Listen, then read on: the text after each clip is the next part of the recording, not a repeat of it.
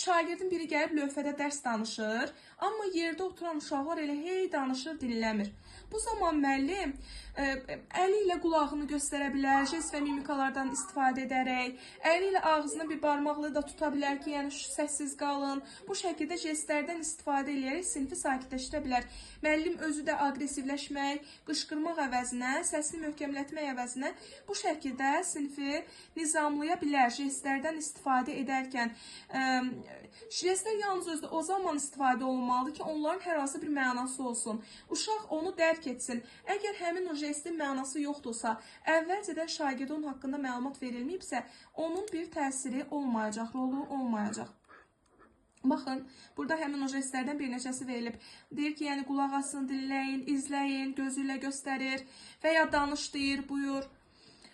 Bu şəkildə və ya əlvi qaldır sözünü demək üçün, afərin deyir. Bax, bu kimi formalardan istifadə olunur jest və mimikalarda.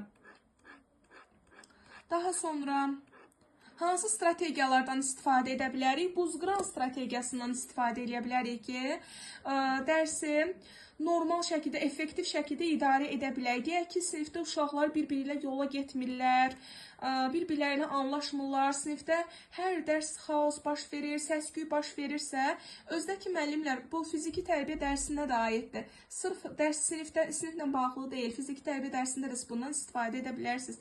Əgər hay-küy varsa, xaos varsa, bu strategiyadan istifadə etmək olmaz. Bu bir növü adından da bəlli olduğu kimi buzları qırır, aralarında bir mehribanlıq yaradır, ünsiyyət yaradır, əlaqə yaradır. Burada uşaqlar artıq nələr baş verir, bir-birilə tanış olmağa kömək edir bu strategiya, gərginliyi aradan qaldırır, bir-birinə inam yaradır, təhlükəsiz öyrənmə mühiti yaradır. Bunu necə qura bilərik? Bunu bir çox oyun vasitələri ilə qura bilərik. Baxın, məsələn, burada hörümçək toru kimi bir oyun qurulub, şəkildə də verilib bu. Nə formada qururuq bunu? Məsələn, bir ipi, yun ipi uşağa veririk və deyirik ki, oxşar və fərqli cəhətləri haqqında sual veririk. Həmin o oxşarlıq hansı birinin xasiyyətində varsa, hansı deyir ki, bəli, mən də belə, mən də bunu xoşlayıram, mən də bunu edirəm, mən də bu oyunu sevirəm deyirsə, onların oxşarlıqları tapıldıqca həmin o sap digərlərinə ötürülür. Amma uşağın biri sapı tutur və sapın o başlanğıc hissəsi var, onu ötürür digərinə və bu şəkildə olan arasında hörümcək toru formasında bir ip yaranır. Bu oyun formasında olur. Bunu daha çox kiçik yaşda uşaqlara etmək mümkündür. Amma yuxarı sinif şagirdlərinə də fərqli üsullarla etmək mümkündür. Məsələn, həqiqət yalan oyunuyla, bir sözlə əhvalım oyunuyla, bəli xeyir xətti ilə, super gücüm olsaydı əgər oyunuyla.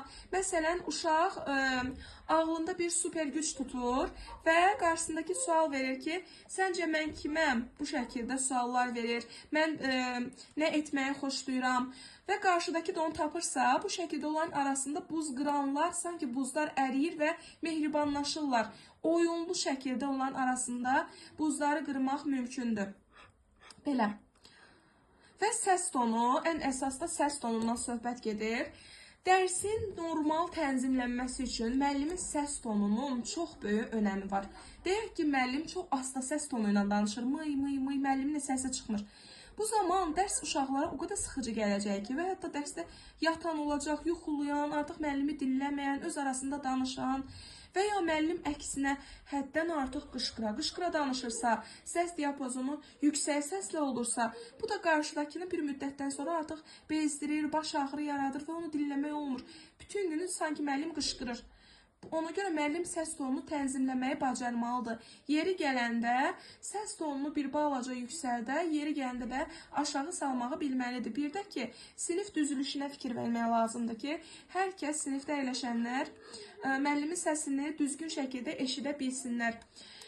Məsələn, U şəkilli partaları düzmək olur. Əgər sinif həddən artıq böyüdürsə, səs şagirdlərə düzgün şəkildə çatmaya bilər. Məsələn, müəllim asta səs tonuyla danışırsa bütün dərs boyu, bu zaman digər şagirdlər, arxadakı şagirdlər müəllimin nə dediyini eşitməyəcəklər.